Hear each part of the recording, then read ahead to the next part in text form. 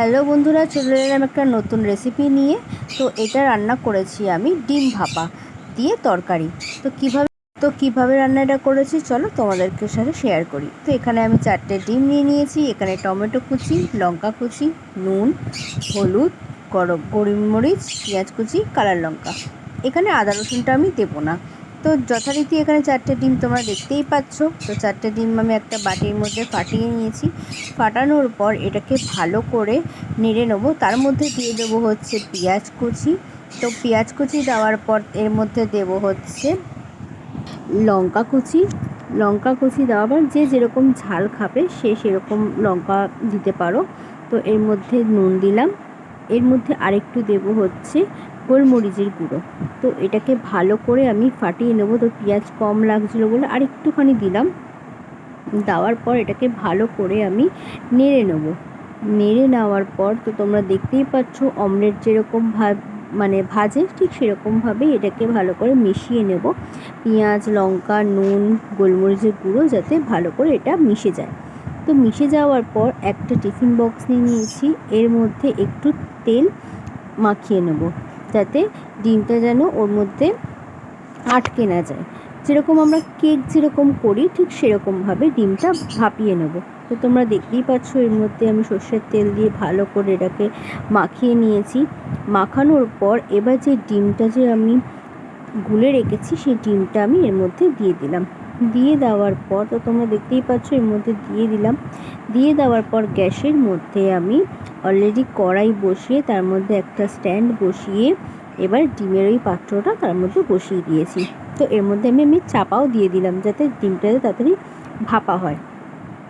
তো দেখতেই পাচ্ছ আমি বসিয়ে দিয়েছি।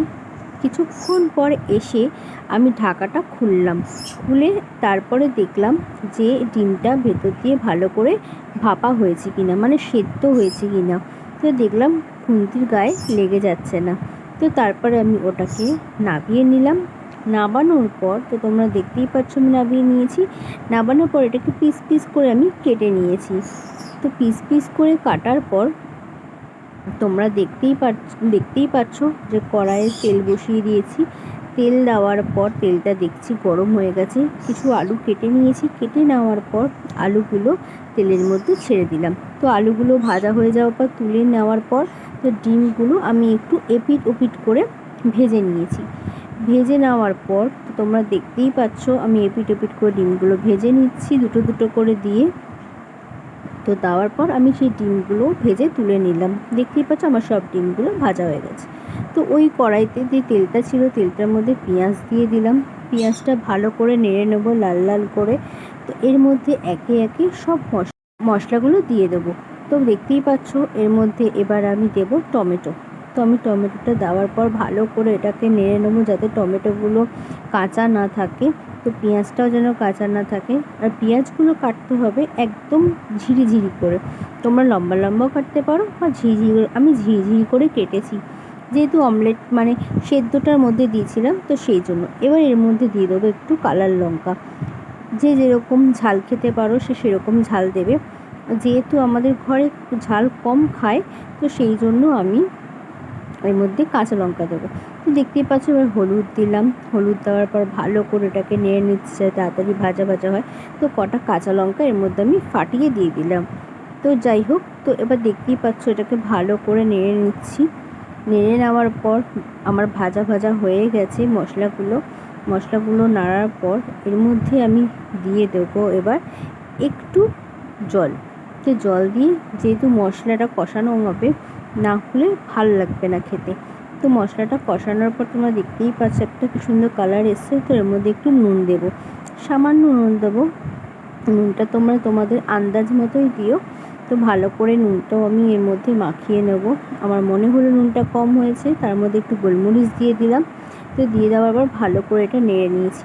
নেড়ে নেওয়ার পর ভাজা যেই আলুগুলো ছিল সেই আলুগুলো ওর মধ্যে দিয়ে দিলাম।